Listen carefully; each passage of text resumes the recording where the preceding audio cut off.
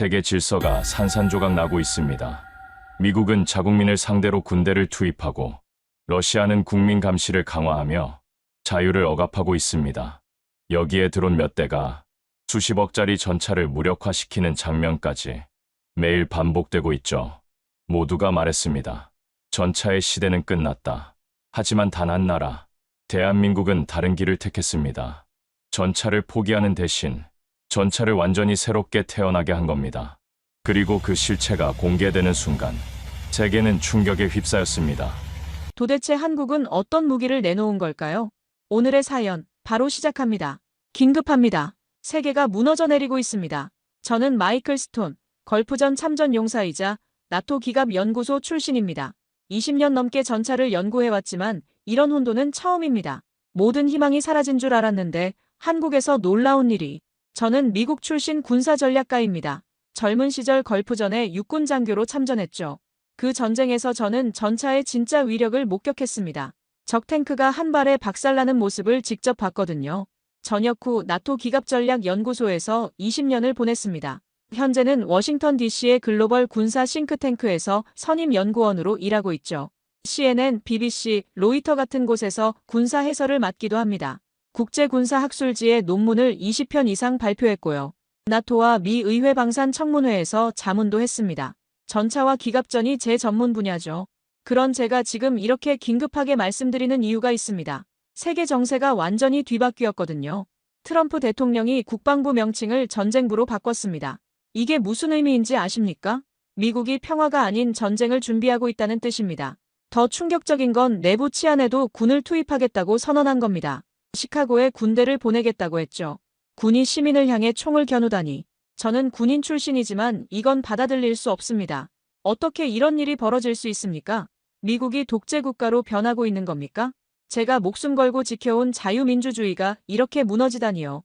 러시아 상황은 더욱 심각합니다. 푸틴이 모든 국민 스마트폰에 감시 앱을 강제로 설치하는 법안을 통과시켰거든요. 이 앱은 개인의 위치, 통화 내용, 메시지까지 모든 걸 실시간으로 감시합니다. 개인의 자유와 권리가 완전히 무시당하고 있죠. 소비에트 연방 시절보다 더한 통제 사회가 되고 있습니다. 유럽과 중동 상황도 최악입니다. 베네수엘라를 향한 군사 공격 위협이 계속되고 있고요. 각국이 군사력 증강에만 매달리고 있습니다. 전 세계가 전쟁 준비를 하고 있다는 얘기죠. 제2차 세계대전 이후 가장 위험한 순간입니다. 이런 상황에서 전차 개발 경쟁도 치열해졌습니다. 독일은 KF-51 판터를 내놓았죠. 자동 장전 시스템을 갖춘 업그레이드된 레오파드2입니다. 120mm 주포에 최신 장갑 기술을 적용했다고 하더군요. 독일답게 품질은 뛰어나지만 혁신적이지는 않았습니다. 미국은 에이브람스 X를 개발하고 있고요. AI 기관총과 다수의 센서를 장착해서 드론 공격에 대응하겠다고 합니다. 무인 포탑 시스템도 도입한다고 하더군요. 하지만 여전히 구형 플랫폼 기반입니다. 솔직히 말씀드리면 모두 한계가 명확합니다. 기존 플랫폼을 억지로 개량한 수준이거든요. 드론 위협 앞에서는 여전히 취약하죠. 요즘 전쟁에서 드론 몇 대가 수십억짜리 전차를 무력화시키는 걸 봤습니다. 우크라이나 전쟁에서 실제로 벌어지고 있는 일이죠. 제가 걸프전에서 경험한 전차전과는 완전히 다른 양상입니다. 그땐 전차 대 전차의 정면 승부였거든요. 하지만 지금은 하늘에서 날아오는 작은 드론이 게임 체인저가 됐습니다. 러시아의 최신 T-90M도 우크라이나군 드론 앞에서 속수무책이었죠. 저는 생각했습니다. 이제 전차의 시대는 끝났구나. 아무리 강력한 장갑과 화력을 가져도 하늘에서 날아오는 작은 드론 앞에서는 무력하다고 말이죠. 수십 년간 연구해온 제 전문 분야가 구시대 유물이 되어가는 것 같았습니다. 동료 연구자들도 비슷한 생각이었습니다. 전차는 이제 끝났어. 미래는 드론이야. 이런 말들이 연구소 곳곳에서 들려왔죠. 제 자신도 확신이 서지 않았습니다. 정말로 전차라는 무기체계가 역사 속으로 사라지는 걸까요? 그런데 말입니다. 이 절망적인 상황에서 한 가지 놀라운 소식이 들려왔습니다. 한국에서 K3라는 신형 전차를 공개했다는 겁니다. 처음엔 대수롭지 않게 생각했죠. 또 하나의 개량형 전차일 거라고요. K1, K2의 연장선상에 있는 무기일 거라고 예상했습니다. 하지만 첫 번째 공개 자료를 보는 순간 놀랐습니다. K2 흑표와는 완전히 다른 모습이었거든요. 마치 스포츠카 같은 세련된 디자인이었습니다. 기존 전차들의 투박함과는 차원이 달랐죠. 자료를 하나씩 살펴볼수록 더욱 이상했습니다. 기존 전차들과는 완전히 다른 접근 방식이었거든요. 단순한 성능 향상이 아니라 아예 새로운 개념의 전차였습니다. 전차라는 무기체계 자체를 재정의하려는 시도처럼 보였죠. 미국인인 저는 솔직히 한국 무기에 대해 회의적이었습니다. 기술력이 독일이나 미국에 비해 부족하다고 생각했거든요. K1은 미국 기술 기반이었고 K2도 독일 엔진을 썼잖습니까? 한국이 독자적으로 뭔가 혁신적인 걸 만들 수 있을까 의심했습니다. 하지만 K3 자료를 보면서 그 생각이 흔들리기 시작했습니다. 이건 단순한 기술 모방이 아니었거든요. 완전히 새로운 철학으로 설계된 무기 체계였습니다. 세계가 혼돈 속으로 빠져들고 있는 이 순간 한국이라는 작은 나라에서 새로운 희망이 나타났습니다. 과연 K3가 드론 시대의 전차혁명을 일으킬 수 있을까요? 독일과 미국을 뛰어넘는 기술력을 보여줄 수 있을까요? 저는 전문가로서 냉정하게 분석해보기로 했습니다. 한국이 정말로 전차 기술의 새로운 기준을 제시할 수 있는지 말이죠. 그 결과는 제 예상을 완전히 뒤엎는 것이었습니다. K3 전차를 처음 본 순간을 잊을 수 없습니다. 컴퓨터 화면에 나타난 그 모습은 제가 지금까지 봐온 어떤 전차와도 달랐거든요. 마치 미래에서 온 무기 같았습니다. 저는 전차 디자인을 볼 때 외형보다 성능을 먼저 봅니다. 멋진 외관은 전장에서 아무 소용 없거든요. 하지만 K3는 달랐습니다. 외형 자체가 이미 새로운 철학을 담고 있었죠. K2 흑표의 강인함과 미래형 컨셉이 절묘하게 조합된 모습이었습니다. 기존 전차들의 투박하고 각진 디자인과는 완전히 다른 세련된 곡선미를 보여줬죠. 한 해외 전문가는 스포츠카 같은 전차라고 평가했는데 정말 적절한 표현이었습니다. 처음엔 회의적이었습니다. 멋지긴 하지만 전차는 외형이 아니라 성능이 문제다. 이런 생각이었죠. 하지만 성능 자료를 하나씩 확인해 나갈수록 놀라움이 커졌습니다. 그 전에 독일과 미국의 차세대 전차부터 살펴봤습니다. 비교 분석이 필요했거든요. 독일의 KF-51 판터부터 봤죠. 라인메탈이 개발한 이 전차는 분명히 인상적이었습니다. 130주포를 장착했다고 하더군요. 기존 120보다 한 단계 업그레이드된 화력이었습니다. 자동장전 시스템도 갖췄고요. 무인 포탑 기술로 승무원 안전성도 높였다고 했습니다. 역시 독일답게 품질 면에서는 흠잡을 데가 없었죠. 하지만 한계도 명확했습니다. 레오파드2의 기본 플랫폼을 개량한 수준이었거든요. 혁신적이라기보다는 기존 기술의 완성형에 가까웠습니다. 구형 플랫폼의 한계가 여전히 존재했죠. 미국의 에이브람스 X는 어땠을까요? 제너럴 다이내믹스가 공개한 이 전차는 드론 위협에 초점을 맞췄습니다. 다수의 센서와 AI 기관총을 장착해서 드론 공격을 막겠다는 컨셉이었죠. 무인 포탑 시스템과 향상된 장갑 기술도 적용했습니다. 승무원을 차체 하부로 옮겨서 생존성을 높였다고 하더군요. 분명히 드론 시대에 맞는 발상이었습니다. 하지만 여기에도 문제가 있었습니다. 결국 구형 에이브람스 플랫폼에 기반한 개량형이었거든요. 근본적인 혁신보다는 기존 기술을 억지로 살려낸 모습이었습니다. 독일과 미국 모두 훌륭한 기술력을 보여줬지만 뭔가 아쉬웠습니다. 드론 시대라는 새로운 패러다임에 대한 근본적인 해답은 제시하지 못했거든요. 기존 전차에 방어 장치만 덧붙인 수준이었죠. 그런데 한국의 K3는 접근 방식부터 달랐습니다. 단순한 개량이 아니라 완전히 새로운 설계였거든요. 미국과 독일이 기존 플랫폼을 개선하는 동안 한국은 아예 백지에서 시작한 것 같았습니다. 처음 공개된 성능 자료를 봤을 때의 충격을 잊을 수 없습니다. 130주포라는 글자가 눈에 들어왔거든요. 독일 판터와 같은 구경이었습니다. 하지만 단순히 크기만 같은 게 아니었죠. 저는 자료를 2번이나 확인했습니다. 5km 원거리 타격이 가능하다고 나와 있었거든요. 기존 전차들이 2-3km 정도의 유효 사거리를 가진 걸 생각하면 엄청난 발전이었습니다. 더 놀라운 건 포탄 궤적을 비행 중에 조정할 수 있다는 점이었습니다. 원격 제어 기술을 적용했다는 거죠. 발사 후에도 목표물을 바꿀 수 있다는 의미였습니다. 이건 단순한 전차 주포가 아니라 정밀 유도 무기에 가까웠죠. 130주포. 나는 자료를 2번이나 확인했다. 제 솔직한 반응이었습니다. 세계 어디에도 없는 주포였거든요. 미국의 에이브람스도 독일의 레오파드도 120였는데 말이죠. 하지만 더 충격적인 건 그 다음이었습니다. 하이브리드 엔진 시스템이라는 항목을 봤거든요. 디젤과 전기를 병합한 구동 방식이었습니다. 전차의 하이브리드 기술이라니 상상도 못한 발상이었죠. 자료에 따르면 전기 구동 모드에서는 거의 무소음으로 움직일 수 있다고 했습니다. 스텔스 모드라고 불렀죠. 전차가 스텔스처럼 움직인다고요? 처음엔 믿기 어려웠습니다. 전차가 무소음으로 움직인다고? 믿기 어려웠다. 제 첫 반응이었습니다. 하지만 기술적으로는 가능한 일이었거든요. 전기 모터는 내연기관보다 훨씬 조용하니까요. 출력과 연비 측면에서도 혁신적이었습니다. 디젤 엔진의 파워와 전기 모터의 효율성을 동시에 얻을 수 있다는 거죠. 기존 전차들의 연료 소모 문제를 근본적으로 해결할 수 있는 방안이었습니다. 드론 대응 시스템에 대한 언급도 나오기 시작했습니다. 초대형 센서와 카메라를 탑재했다고 하더군요. 자동 탐지 및 추적 기관총 시스템도 있다고 했습니다. 하지만 이건 시작에 불과했죠. 해외 전문가들 사이에서도 관심이 폭발하기 시작했습니다. 미국의 군사 전문지 디펜스 뉴스에서 특집 기사를 냈고요. 독일의 방산업계에서도 주목하기 시작했습니다. 한 영국 전문가는 이렇게 평가했습니다.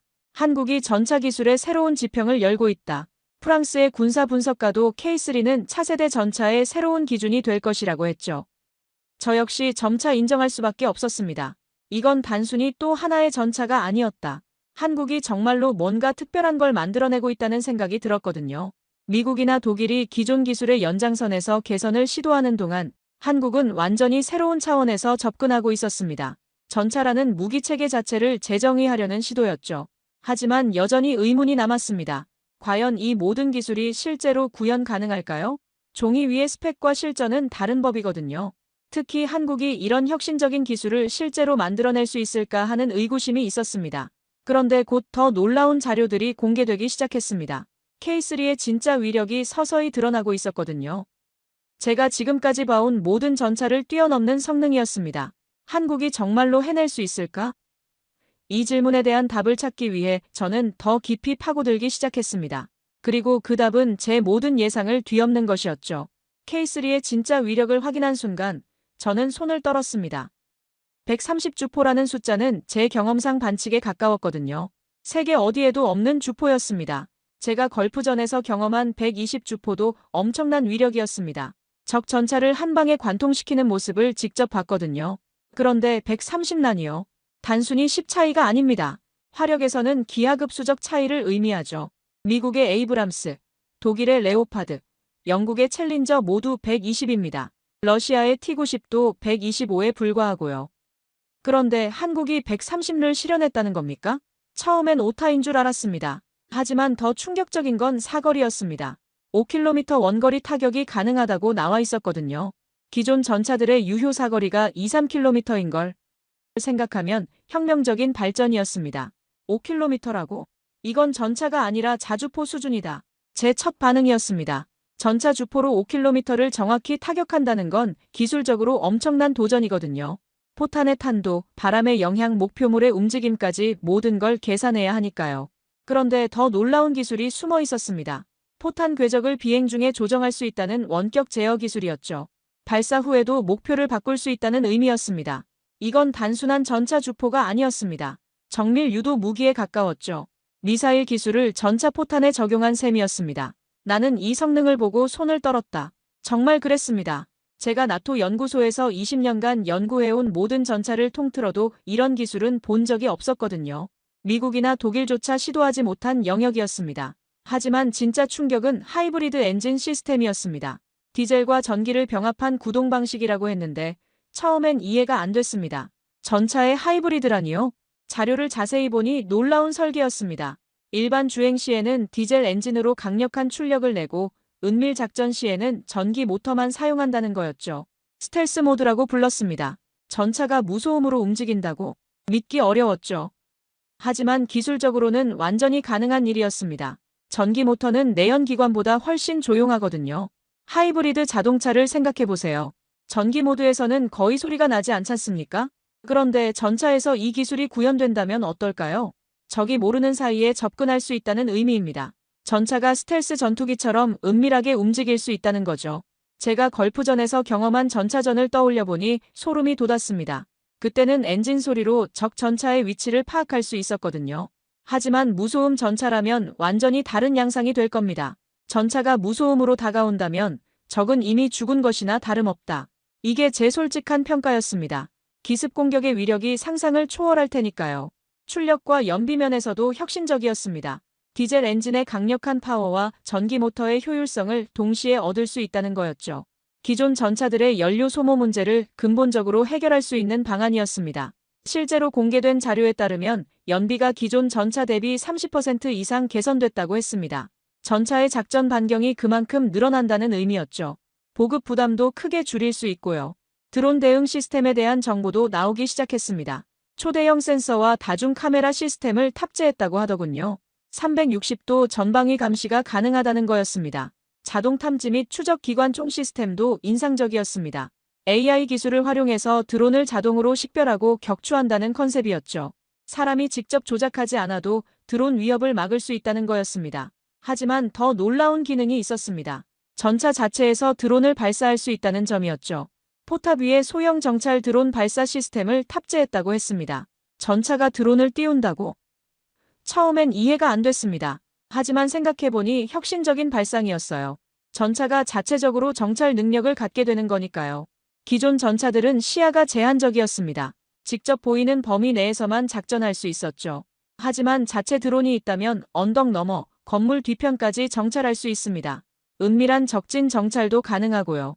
드론을 먼저 보내서 적의 위치를 파악한 다음 정확한 타격을 가할 수 있다는 거였습니다. 전차의 작전 개념 자체가 바뀌는 거죠. 이건 내가 알던 전차가 아니다. 저는 이런 생각이 들었습니다.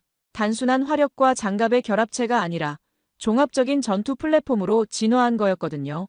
해외 전문가들의 반응도 뜨거웠습니다. 미국의 방산 전문지에서는 게임 체인저라고 평가했고요. 독일의 군사 분석가는 전차 역사의 전환점이라고 했습니다. 영국의 한 전문가는 이렇게 말했습니다. K3는 단순한 전차가 아니라 미래 전쟁의 청사진이다. 프랑스에서도 한국이 전차 기술의 새로운 표준을 제시하고 있다는 평가가 나왔죠. 저 역시 점차 확신을 갖게 됐습니다. 나는 미국이나 독일조차 이런 발상을 하지 못했다는 사실에 충격을 받았다. 정말 그랬습니다. 기존 강국들이 놓친 부분을 한국이 파고든 거였거든요. 미국과 독일은 기존 플랫폼을 개선하는 데 집중했습니다. 더 강한 장갑, 더 정확한 주포 이런 식으로요. 하지만 근본적인 패러다임 변화는 시도하지 않았죠. 반면 한국은 완전히 다른 접근을 했습니다. 드론 시대라는 새로운 환경에 맞춰 전차 자체를 재설계한 거였어요. 위협을 막는 것에서 한 걸음 더 나아가 위협을 활용하는 방향으로 진화시킨 겁니다. 이 순간 나는 처음으로 한국이 세계 1위일지도 모른다고 생각했다. 제 솔직한 심경이었습니다. 미국인으로서 쉽게 인정하고 싶지 않은 부분이었지만 사실을 부정할 수는 없었거든요. 하지만 여전히 의문이 남았습니다. 이 모든 게 정말 실현 가능한 기술일까요? 종이 위의 스펙은 화려하지만 실제 구현은 다른 문제니까요. 특히 한국이 이런 첨단 기술을 실제로 완성할 수 있을까 하는 의구심이 있었습니다. 그런데 곧 실험 영상들이 공개되기 시작했습니다. K3의 실제 성능을 보여주는 자료들이었죠. 그리고 그 영상들은 제 모든 의심을 산산조각 냈습니다. 하지만 저는 스스로를 경계했습니다. 흥분에 휩쓸려선 안 된다고 생각했거든요. 전문가로서 냉철함을 유지해야 했습니다. 아무리 인상적인 자료라도 실제 검증 없이는 믿을 수 없었죠. 130난이, 이건 너무 앞서간 것이 아닌가. 제 내면의 목소리였습니다. 세계 최강국들도 120에 머물러 있는데 한국이 갑자기 130를 실현했다는 게 믿어지지 않았거든요. 동료 분석가들의 반응도 마찬가지였습니다. 워싱턴의 한 군사 전문가는 비웃었습니다. 한국이 감히 독일을 넘겠어? 그들은 아직 엔진도 제대로 못 만드는데. 이런 식의 반응이 대부분이었죠. 미국 방산업계의 시각도 냉소적이었습니다. 록히드 마틴의 한 엔지니어는 K3는 보여주기식 홍보에 불과하다고 평가했고요.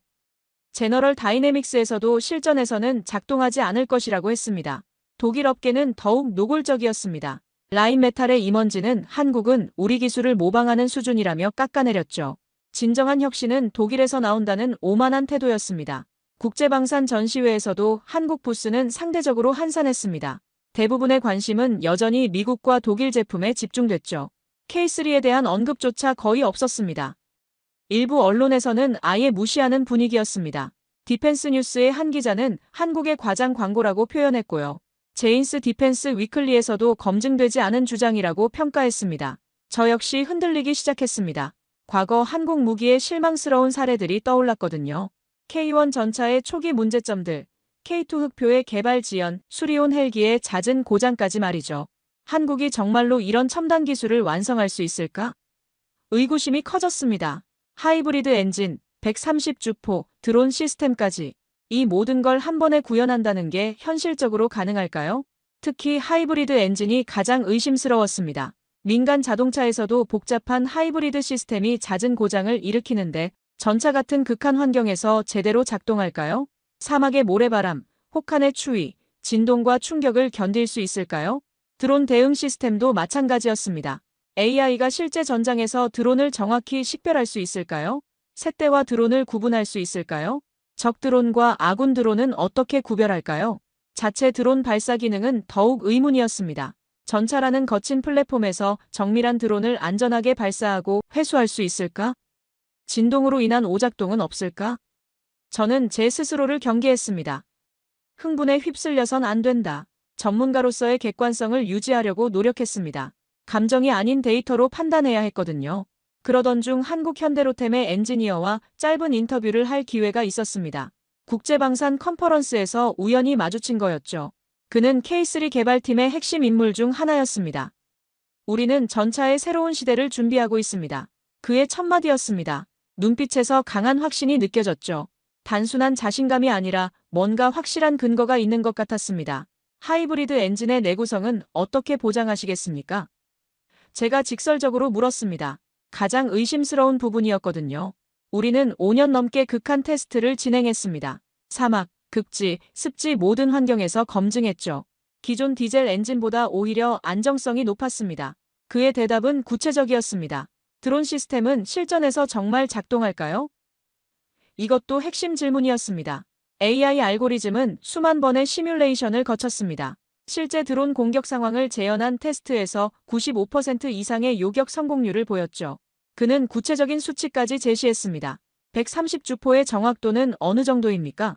5km 거리에서 1m 이내 오차율을 달성했습니다.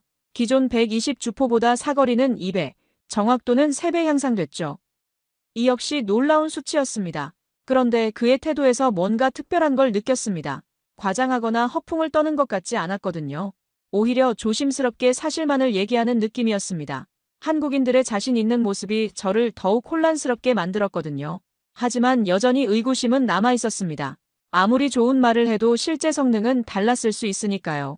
특히 한국이 이런 혁신적인 기술을 정말로 구현할 수 있을까 하는 근본적인 의문이 있었습니다. 미국과 독일의 견제도 계속됐습니다. 방산 로비들이 한국 기술에 대한 의혹을 제기하기 시작했거든요. 데이터가 조작되었을 가능성이 있다는 식의 주장이었습니다. 일부 언론에서는 노골적인 폄하 기사를 쏟아냈습니다. 한국의 과대 광고, 검증되지 않은 기술, 실전에서는 무용지물 이런 헤드라인들이 연일 나왔죠. 동료 분석가는 비웃었습니다. 한국이 감히 독일을 넘겠어? 이런 반응이 워싱턴 전체의 분위기였습니다. 한국을 여전히 기술 후진국으로 보는 시각이 팽배했거든요. 저 역시 완전히 확신할 수는 없었습니다. 데이터는 인상적이었지만 실제 검증이 필요했죠. 특히 극한 상황에서의 성능이 궁금했습니다. 그런데 한 가지 분명한 건 있었습니다. 한국이 뭔가 진지하게 준비하고 있다는 점이었어요. 단순한 홍보용이 아니라 실제로 혁신을 시도하고 있다는 느낌이 들었거든요. 아직은 판단을 내릴 수 없다. 제 결론이었습니다. 더 많은 검증과 실제 테스트가 필요했죠. 하지만 완전히 무시할 수도 없는 상황이었습니다. 그러던 중 한국에서 놀라운 소식이 들려왔습니다. K3의 실제 성능을 보여주는 세부 자료들이 공개되기 시작한 거였죠. 그리고 그 자료들은 제 모든 의심을 서서히 무너뜨리기 시작했습니다. 장갑 기술부터 드론 대응 능력까지 하나씩 드러나는 K3의 진짜 모습은 상상을 초월하는 것이었습니다. 제가 지금까지 봐온 모든 전차의 개념을 뒤바꾸는 혁신이었거든요. 그리고 드디어 K3의 세부 성능이 하나씩 공개되기 시작했습니다. 제가 가졌던 의구심들이 하나씩 무너져 내리는 순간이었죠. 첫 번째 충격은 신형 장갑 기술이었습니다. 한국이 공개한 자료에 따르면 K3는 현대로템이 독자 개발한 특수 합금을 적용했다고 했습니다. 기존 장갑보다 30% 가벼우면서도 방호력은 50% 향상시켰다는 거였죠. 장갑이 가벼운데 더 강력하다? 불가능해 보였다. 제 첫 반응이었습니다. 일반적으로 방호력과 무게는 비례관계거든요. 더 강한 장갑은 더 무거워지는 게 상식이었죠. 하지만 자세한 기술 설명을 보니 놀라웠습니다. 나노 기술을 활용한 다층 구조 설계였어요. 충격을 분산시키고 흡수하는 새로운 방식이었습니다. 단순히 두껍게 만드는 게 아니라 과학적으로 설계한 거였죠. 실제 테스트 결과도 공개됐습니다. 기존 120포탄을 완전히 막아냈을 뿐만 아니라 130급 공격에도 견뎌냈다고 했습니다. 심지어 대전차 미사일 공격도 방어했다는 거였어요. 해외 전문가의 평가도 나오기 시작했습니다. 독일의 한 장갑 전문가는 이건 장갑혁명이다라고 평가했죠. 영국의 방산연구소에서도 기존 개념을 뛰어넘는 기술이라고 인정했습니다. 하지만 진짜 충격은 드론 대응 능력이었습니다. K3가 실제로 드론 공격을 막아내는 실험 영상이 공개된 거였죠. 포탑 위에 자동 탐지 추적 기관총이 작동하는 모습이었습니다. 영상 속에서 수십 대의 모의 드론이 K3를 향해 달려들었습니다. 마치 벌떼처럼 사방에서 몰려오는 모습이었죠. 제가 우크라이나 전쟁에서 봤던 그 끔찍한 드론 공격과 똑같았습니다. 그런데 놀라운 일이 벌어졌습니다. K3의 자동 방어 시스템이 드론들을 하나씩 정확히 격추하기 시작한 거였어요. AI가 드론을 식별하고 기관총이 자동으로 조준해서 격추시키는 모습이었습니다. 포탑이 기관총이 드론을 추적해 격추했다. 제가 직접 본 것을 믿을 수 없었습니다. 정말로 전차가 하늘의 위협을 막아내고 있었거든요. 더 놀라운 건 정확도였습니다. 95% 이상의 드론을 격추시켰어요. 몇 대가 빠져나갔지만 대부분은 K3에 접근하기도 전에 격추됐습니다. 이건 단순한 기관총이 아니라 정밀 요격 시스템이었죠. 실험 장면을 보고 나서 저는 말문이 막혔습니다. 전차가 하늘의 위협을 격추하다니. 지금까지 전차는 지상에서만 싸우는 무기였거든요. 하지만 K3는 3차원 전투가 가능한 플랫폼이었습니다. 그런데 더 충격적인 기능이 공개됐습니다. K3 자체에서 드론을 발사하는 장면이었어요. 포탑 위쪽에서 소형 정찰 드론이 날아오르는 모습이었죠. 전차가 드론을 띄운다니 전쟁의 패러다임이 바뀌고 있었다. 제가 느낀 솔직한 감정이었습니다. 이건 단순한 기술 발전이 아니라 전쟁 개념 자체의 혁명이었거든요. 드론은 K3에서 발사돼서 주변을 정찰했습니다. 언덕 너머, 건물 뒤편까지 살펴보더군요. 그리고 발견한 정보를 실시간으로 K3에 전송했습니다. 전차가 스스로 눈과 귀를 갖게 된 셈이었죠. 더 놀라운 건 은밀한 정찰이 가능하다는 점이었습니다. 드론을 먼저 보내서 적의 위치를 파악한 다음 정확한 타격을 가할 수 있다는 거였어요. 적은 K3의 존재조차 모르는 상태에서 당할 수 있었습니다. 기존 전차들의 한계가 완전히 극복된 거였죠. 시야 제한, 정찰 능력 부족, 은밀성 부족 같은 문제들이 모두 해결됐습니다. K3는 단순한 화력 플랫폼이 아니라 종합 전투 시스템이었어요. 이건 내가 알던 전차가 아니다. 제 솔직한 고백이었습니다. 20년 넘게 전차를 연구해왔지만 이런 개념은 상상도 못했거든요. 전차가 이렇게까지 진화할 수 있다는 걸 몰랐습니다. 해외 반응도 급격히 바뀌기 시작했습니다. 처음엔 회의적이었던 전문가들이 하나둘씩 인정하기 시작한 거였죠. 미국의 군사 전문지에서는 게임 체인저라는 표현을 쓰기 시작했습니다. 독일의 방산업계도 당황하는 분위기였어요. 라인메탈의 한 임원은 예상하지 못한 기술적 도약이라고 평가했죠. 더 이상 한국을 무시할 수 없다는 분위기였습니다. 영국의 제인스 디펜스도 입장을 바꿨습니다. K3는 차세대 전차의 새로운 기준을 제시하고 있다는 기사를 냈거든요. 이전의 회의적 시각과는 180도 달랐죠. 프랑스에서도 놀라는 반응이었습니다. 탈레스의 한 연구원은 한국이 유럽을 뛰어넘었다고 인정했어요. 우리가 놓친 부분을 한국이 파고들었다는 평가였죠. 일본의 반응은 더욱 충격적이었습니다. 방위성 관계자가 한국의 기술력을 과소평가했다고 공개적으로 시인했거든요. 십식 전차로는 K3를 상대할 수 없다는 분석도 나왔죠. 저 역시 더 이상 한국을 무시할 수 없었습니다. 나는 더 이상 한국을 무시할 수 없었다. 이게 제 솔직한 심경이었어요. 미국인으로서 자존심이 상하는 부분도 있었지만 사실은 사실이었거든요. 특히 드론 기술 부분에서는 완전히 놀랐습니다. 미국이 드론 선진국이라고 자부했는데 한국이 전차 드론 융합 기술에서 앞서 나간 거였어요. 이건 상상도 못한 일이었습니다. 하이브리드 엔진에 대한 의구심도 사라졌습니다. 실제 작동 영상을 보니 정말로 무소음 모드가 가능했거든요. 전기 구동으로 거의 소리 없이 움직이는 K3의 모습은 충격적이었어요. 연비 테스트 결과도 공개됐습니다. 기존 전차 대비 35% 연비 향상을 달성했다고 하더군요. 작전 반경이 그만큼 늘어난다는 의미였죠. 보급 부담도 크게 줄일 수 있었고요. 전 세계가 이제 한국을 주목하기 시작했다. 정말 그랬습니다. 방산 커뮤니티에서 K3에 대한 논의가 활발해졌거든요. 한국 기술에 대한 관심이 폭발적으로 증가했죠. 중동 국가들도 관심을 보이기 시작했습니다. 사우디아라비아와 UAE에서 도입 문의가 들어왔다는 소식도 있었어요. 유럽 일부 국가들도 K3에 대해 알아보고 있다고 했죠. 하지만 아직 완전히 확신하기에는 이른 감이 있었습니다. 실험실에서의 성공과 실전은 다른 법이거든요. 극한 상황에서도 이 모든 기능이 정상 작동할까? 정말 혹독한 테스트가 필요했습니다. 그런데 곧 한국에서 더 놀라운 소식이 들려왔습니다. K3를 극한 환경에서 테스트하겠다는 발표였어요. 사막과 극지에서 실제 성능을 검증하겠다는 거였죠. 그리고 그 테스트 결과는 제 모든 의구심을 완전히 날려버릴 것이었습니다. 그리고 한국이 발표한 극한 테스트가 시작됐습니다. K3를 사막과 극지에서 검증하겠다는 계획이었죠. 저는 긴장했습니다. 이제 진짜 실험이 시작됐다. 모든 게 여기서 판가름날 터였거든요. 첫 번째 테스트는 중동 사막에서 진행됐습니다. 섭씨 50도가 넘는 극한의 열기였죠. 모래바람이 시야를 가리고 모래가 모든 틈새로 파고드는 환경이었습니다. 제가 걸프전에서 경험했던 그 끔찍한 조건들이었어요. 사막의 열기 속에서도 K3는 거침이 없었다. 첫 번째 영상을 본 제 감상이었습니다. 하이브리드 엔진이 극한 온도에서도 정상 작동했거든요. 냉각 시스템도 완벽하게 버텨냈죠. 더 놀라운 건 모래 방진 시스템이었습니다. 기존 전차들은 사막에서 모래 때문에 자주 고장났거든요. 에어필터가 막히고 엔진이 과열되고 전자장비가 오작동을 일으켰죠. 하지만 K3는 달랐습니다. 특수 설계된 공기 흡입구와 다중 여과 시스템이 모래를 완벽히 차단했어요. 24시간 연속 운행에도 엔진 온도는 정상 범위를 유지했습니다. 전자장비들도 모두 정상 작동했죠. 드론 시스템도 사막에서 테스트됐습니다. 모래바람 속에서도 자체 드론을 정상 발사했고요. 정찰 임무를 완수한 후 안전하게 회수까지 했습니다. 극한 환경에서도 3차원 전투가 가능하다는 걸 증명한 거였어요. 두 번째 테스트는 북극 지역이었습니다. 영하 40도의 혹독한 추위였죠. 일반 디젤 엔진은 시동조차 걸리지 않는 온도였습니다. 하지만 K3의 하이브리드 시스템은 이 문제를 완벽히 해결했어요. 전기 모터로 예열한 후 디젤 엔진을 구동하는 방식이었습니다. 극저온에서도 즉시 시동이 걸렸죠. 배터리 시스템도 특수 보온 장치로 보호돼서 정상 작동했습니다. 눈과 얼음 위에서의 기동성도 놀라웠습니다.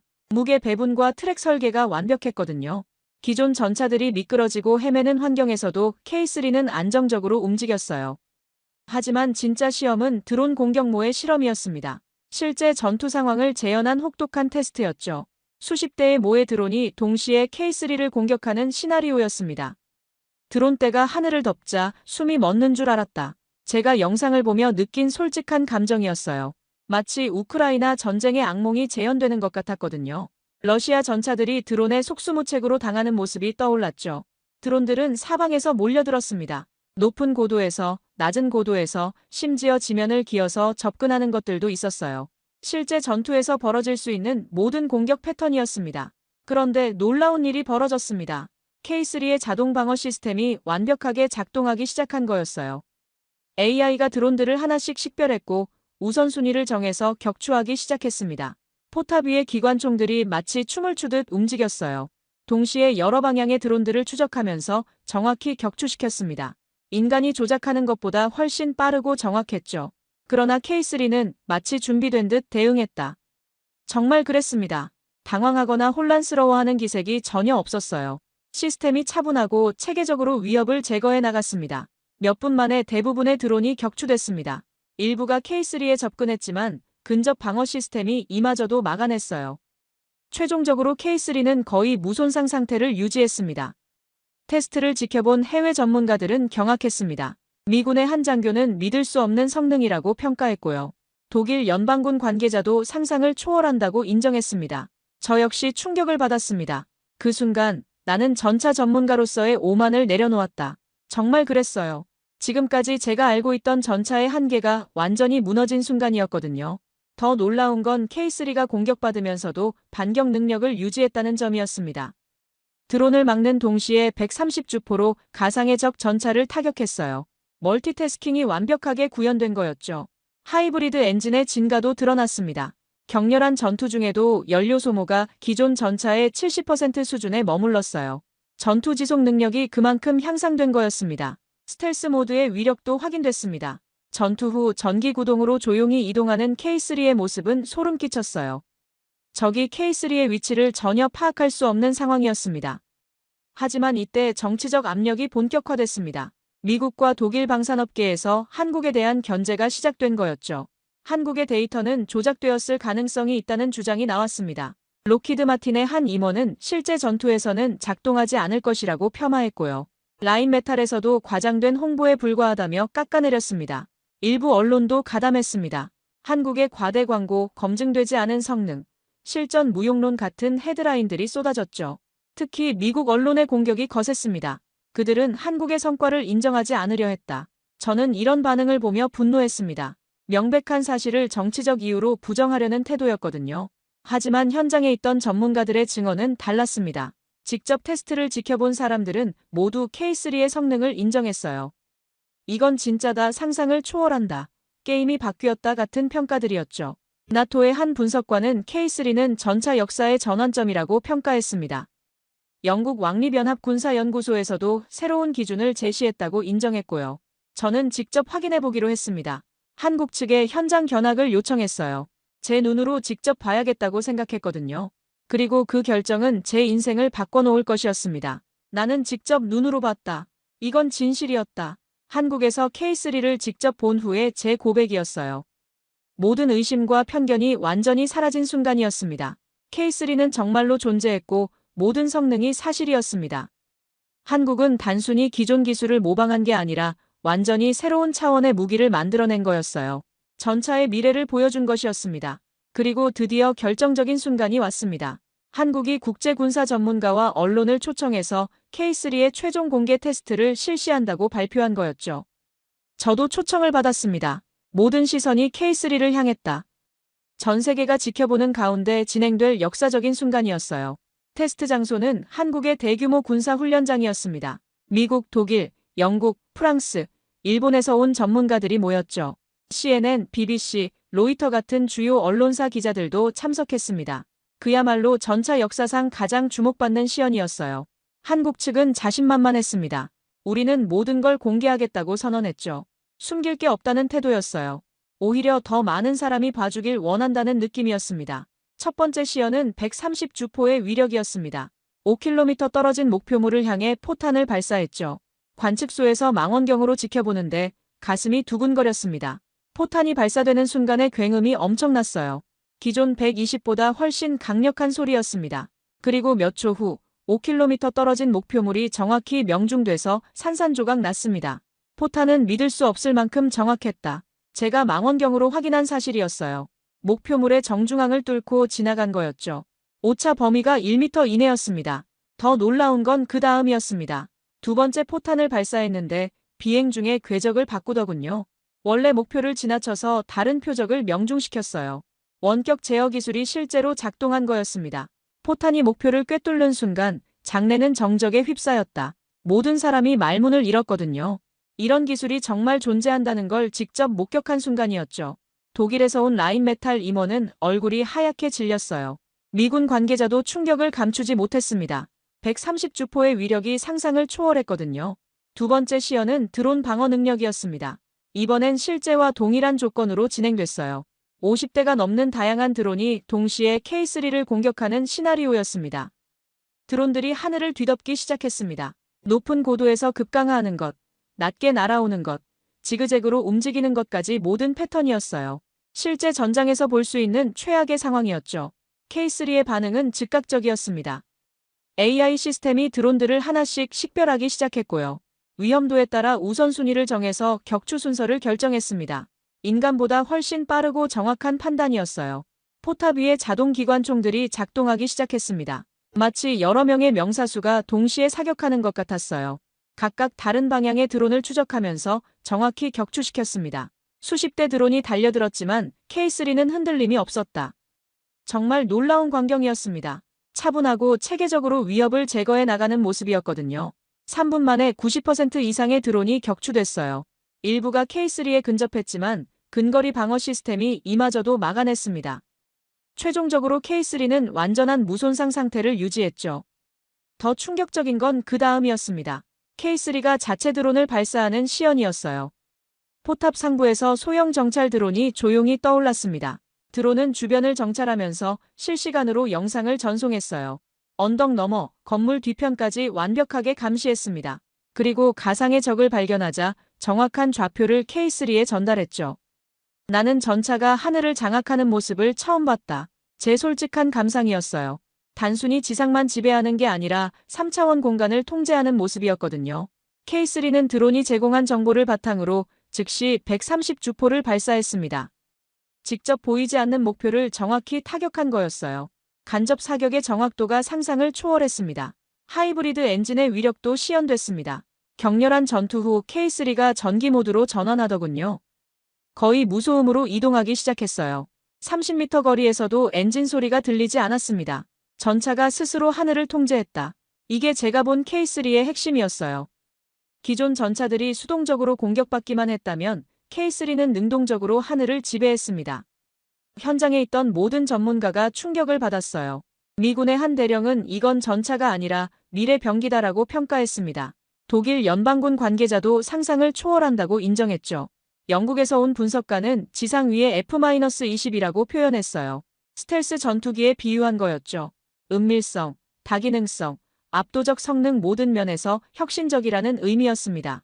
프랑스 전문가는 전차 역사에서 가장 혁명적인 순간이라고 평가했습니다.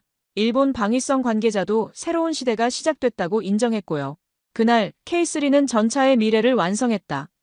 제가 시연을 보고 내린 결론이었어요. 단순한 성능 향상이 아니라 완전히 새로운 패러다임을 제시한 거였습니다. 언론 반응도 폭발적이었습니다. CNN은 한국이 군사기술의 새 지평을 열었다고 보도했고요. BBC는 전차혁명의 시작이라는 헤드라인을 뽑았습니다. 로이터는 K3 차세대 전차의 기준을 제시라고 평가했고요. 독일 슈피겔지도 한국의 기술적 도약을 인정하는 기사를 냈습니다. 그런데 가장 놀라운 건 미국과 독일 방산업체들의 반응이었어요. 지금까지 한국을 무시했던 사람들이 갑자기 태도를 바꾼 거였죠. 록히드 마틴에서는 한국과의 기술 협력을 검토하겠다고 발표했습니다. 제너럴 다이내믹스도 K3 기술에 관심이 있다고 밝혔고요. 라인메탈은 더 적극적이었어요. 한국 현대로템과의 파트너십을 원한다고 공식 제안했습니다. 지금까지의 오만한 태도와는 정반대였죠. 동료 전문가의 눈빛조차 흔들리고 있었다. 워싱턴에서 한국을 무시했던 제 동료들도 입장을 바꿨어요. 한국을 과소평가했다는 자성의 목소리가 나오기 시작했습니다. 저 역시 완전히 마음을 바꿨습니다. 그 순간 회의론자들의 목소리는 사라졌다. 더 이상 한국을 의심할 이유가 없었거든요. 모든 성능이 실제로 검증됐으니까요. 특히 드론 시대에 대한 해답을 제시한 점이 인상적이었어요. 기존 전차들이 드론 앞에서 무력했다면 K3는 오히려 드론을 활용해서 더 강해진 거였습니다. 나는 한국을 인정했다. 전 세계가 인정했다. 제 마음속 고백이었어요. 미국인으로서 자존심이 상하는 부분도 있었지만 진실은 진실이었거든요. 그날 시연을 보고 나서 저는 확신했습니다. 한국이 전차 기술에서 세계 최고 수준에 올라섰다는 걸 말이에요. 더 나아가 미래 전쟁의 새로운 기준을 제시했다는 것도요. K3는 단순한 무기가 아니었습니다. 한국의 기술력과 창의성을 보여주는 상징이었어요. 그리고 전 세계에 한국이 더 이상 따라가는 국가가 아니라 앞서가는 국가라는 걸 증명한 거였습니다. K3 시연을 본 후 아직도 그 충격에서 벗어나지 못했습니다. 전 세계 군사계가 완전히 뒤바뀌고 있었거든요. 한국의 군사적 위상이 하룻밤 사이에 급변한 거였습니다. 한국은 이제 세계 기갑의 기준이었다. 제가 내린 결론이었어요. 더 이상 미국이나 독일을 쫓아가는 나라가 아니라 오히려 앞서가는 선두주자가 된 거였죠. 이런 변화를 누가 예상이나 했겠습니까? 국제방산 시장의 판도가 완전히 바뀌기 시작했습니다. 중동 국가들이 앞다퉈 K3 도입을 타진하기 시작한 거였어요. 사우디아라비아가 가장 먼저 움직였습니다. 왕실에서 직접 한국에 구매 의사를 전달했다고 하더군요. UAE도 마찬가지였습니다. 50대 규모의 K3 도입을 검토한다고 발표했어요. 이집트와 요단도 관심을 보였고요. 중동 전체가 K3 열풍에 휩싸인 분위기였습니다. 유럽의 반응은 더욱 놀라웠습니다. 폴란드가 공식적으로 K3 도입을 검토한다고 밝혔거든요. 러시아와 국경을 맞대고 있는 폴란드로서는 최신 기술의 전차가 절실했던 거죠. 핀란드와 에스토니아도 관심을 표명했습니다. 북유럽 국가들이 한국 전차를 원한다니 상상도 못한 일이었어요. 독일 레오파드의 아성이 흔들리기 시작한 거였습니다. 심지어 나토 회원국들 사이에서도 K3에 대한 논의가 활발해졌어요. 한국 전차를 나토 표준으로 검토해야 한다는 의견까지 나왔습니다. 이건 정말 혁명적인 변화였어요. 전 세계가 한국을 바라보고 있었다. 정말 그랬습니다. 한국이 더 이상 기술을 수입하는 나라가 아니라 수출하는 나라가 된 거였거든요. 그것도 최첨단 군사 기술을 말이에요. 미국 방산업계의 충격은 더욱 컸습니다. 지금까지 전차 시장에서 독보적 위치를 유지했던 에이브람스가 위기에 처한 거였어요. K3의 성능 앞에서 상대적으로 구식으로 보이기 시작했습니다. 록히드 마틴과 제너럴 다이내믹스에서는 긴급 회의가 열렸다고 하더군요. 한국 기술을 어떻게 대응할 것인가가 주요 안건이었어요. 경쟁자가 아니라 선두주자가 된 한국을 어떻게 따라잡을지 고민하는 상황이었죠. 독일의 상황은 더욱 심각했습니다. 레오파드로 유명했던 라인메탈이 완전히 당황하고 있었거든요. 130년 넘게 쌓아온 전차 기술의 자부심이 한순간에 무너진 거였어요. 독일 언론에서는 기술 강국 독일의 위기라는 기사들이 쏟아져 나왔습니다. 한국에게 추월당한 독일 방산업계라는 헤드라인도 봤어요. 독일인들의 자존심에 큰 타격이었죠. 프랑스 르클레르 전차도 마찬가지였습니다. 유럽의 자존심이라고 자부했던 전차가 갑자기 구식이 된 기분이었을 거예요. 프랑스 방산업체들도 한국과의 협력을 모색하기 시작했습니다. 일본의 반응은 가장 복잡했어요. 10식 전차를 자랑했던 일본이 한국에게 완전히 밀린 거였거든요. 일본 방위성에서는 차세대 전차 개발을 재검토해야 한다는 입장을 밝혔습니다. 전 세계가 한국의 전차를 배우려 한다. 이게 현실이 된 거였어요. 기술 선진국들이 한국을 벤치마킹하기 시작한 거죠. 이런 역전은 정말 상상도 못한 일이었습니다. 하지만 K3가 가져온 변화는 단순한 기술적 우위를 넘어섰습니다. 전쟁 패러다임 자체를 바꿔놓은 거였어요. 드론과 스텔스, 차세대 장갑이 결합된 새로운 전쟁 교리를 제시한 겁니다. 기존에는 전차끼리의 정면 대결이 주류였습니다. 더 강한 화력, 더 두꺼운 장갑이 승부를 결정했죠. 하지만 K3는 완전히 다른 접근을 보여줬어요. 은밀성과 다기능성으로 승부하는 새로운 방식이었습니다. 드론을 막는 것에서 한 걸음 더 나아가 드론을 활용하는 전술이 핵심이었어요. 하늘과 땅을 동시에 지배하는 3차원 전투 개념이었습니다. 이건 정말 혁명적인 발상이었거든요. 한국은 전쟁의 미래를 정의했다. 제가 내린 평가였어요. 50년 뒤, 100년 뒤에도 K3의 영향력은 계속될 것 같았습니다. 전차 역사에서 가장 중요한 전환점이 된 거였죠. 해외 언론의 평가도 점점 더 극찬으로 바뀌었습니다. 뉴욕타임스는 한국이 군사기술의 새로운 표준을 제시했다고 보도했고요. 파이낸셜 타임스는 K3 방산업계의 아이폰이라고 표현했습니다. 독일 프랑크푸르터 알게마인에는 한국의 기술적 도약이 유럽을 위협하고 있다고 분석했어요. 프랑스 르몽드는 전차 강국의 지도가 바뀌고 있다고 평가했습니다. 일본 아사히 신문은 한국이 일본을 완전히 추월했다고 인정하는 기사를 냈고요. 영국 타임스는 K3, 21세기 군사혁명의 상징이라고 표현했습니다. 한국이 세계 방산 시장에서 메이저 플레이어로 부상한 거였어요. 한국 정부의 위상도 급상승했습니다. 국방 기술력을 인정받으면서 외교적 발언권도 커졌어요.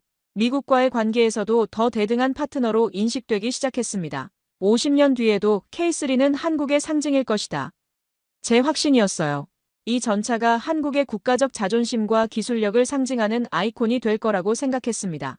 후손들에게 남길 유산으로서도 의미가 컸어요. 한국이 50년간 기갑 분야를 지배할 수 있는 기반을 마련한 거였거든요. 기술적 우위를 바탕으로 지속적인 발전이 가능해진 거죠. 저 개인적으로도 큰 변화가 있었습니다. 미국인으로서 자존심이 상하는 부분도 있었지만 전문가로서는 한국의 성취를 인정할 수밖에 없었어요. 편견을 버리고 사실을 받아들이게 된 거죠. 동료들과의 관계도 바뀌었습니다. 처음에 저를 비웃었던 사람들이 이제는 제 의견을 진지하게 들어요. 한국을 일찍 알아본 전문가로 인식되기 시작했거든요. 워싱턴의 분위기도 완전히 달라졌습니다. 한국을 더 이상 보호해야 할 동맹국이 아니라 함께 협력해야 할 파트너로 보기 시작했어요. 저는 걸프전에서 전차의 한계를 보았습니다. 그러나 한국의 K3는 그 한계를 완전히 뛰어넘었어요. 지상 위의 F-22, 이 표현이야말로 정확했습니다. 한국은 더 이상 추격자가 아닙니다. 전차 기술의 미래를 정의하는 새로운 리더입니다. 저는 미국인입니다. 하지만 오늘 나는 한국을 존경합니다. 군사 전문가로서 그리고 한 인간으로서 한국의 성취에 경의를 표합니다. K3는 단순한 전차가 아니라 한국의 위대함을 보여주는 증거입니다. 이것이 바로 21세기 한국의 진짜 모습입니다. 오늘 사연에 대한 여러분의 생각을 댓글로 남겨주세요. 감동문클에서는 여러분의 소중한 마음을 모아 사연 주인공들에게 전해드리고 있습니다. 여러분 주변에 감동적이거나 재미있는 실제 사연들을 제보받고 있으니 언제든 저희 공식 메일로 제보해주세요. 오늘 들려드린 사연에 공감하셨다면 구독과 좋아요 눌러주시고 주변 분들과도 공유해주세요. 여러분의 작은 관심과 응원이 영상 제작에 큰 힘이 됩니다. 오늘도 여러분의 하루의 작은 즐거움이라도 되었기를 바라며 지금까지 감동뭉클이었습니다. 끝까지 시청해주셔서 감사합니다. 다음에 더 감동적인 사연으로 찾아뵙겠습니다.